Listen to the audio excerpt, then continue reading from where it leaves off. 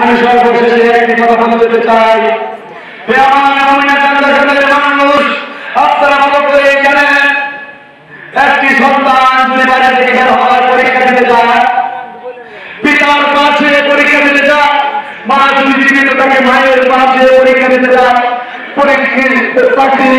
দিতে যায়, বিদেশ যেতে চায় বিদেশে যায়। আমার মনে রাখেন আপনারা যারা আমার পিতার সম্পর্ক রয়েছেন, আমি না 20 বছর আগে আমি আমার বাবাকে হারিয়েছি, আমি আমার বাবার কাছে আসতে পারি নাই।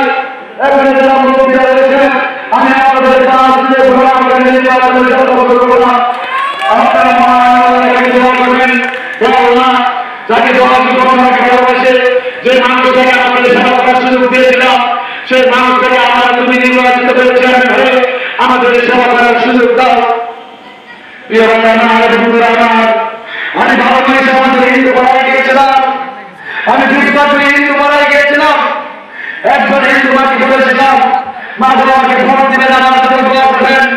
একজন হিন্দু মা আমাকে বলল, বাবা আমি তুলসী গাছের নিচে ওই ভগবানের কাছে প্রার্থনা করবো, হে ভগবান তুমি আমাদের একটা এমন চেয়ারম্যান দাও যে চেয়ারম্যানটা গরিবের টাকা খাবে না, যে চেয়ারম্যানটা কোনদিন মানুষের অন্যায় অপরাধ করবে না, যে মানুষ গরিবের চুক্তি পানি খাবে না।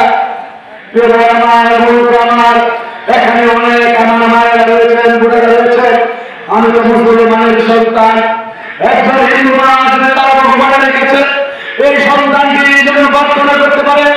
আমার মায়েরা, আমার বোনেরা, আপনারা তো শুনেছেন দীর্ঘ 23 বছর আগে আমি আমার মাকে হারিয়েছি, আমি আমার মায়ের পাশে আসতে পারি নাই। আপনাদের পায়ে দুনিয়ার পাশে সালাম করে আমি আমার পা শুরু করলাম।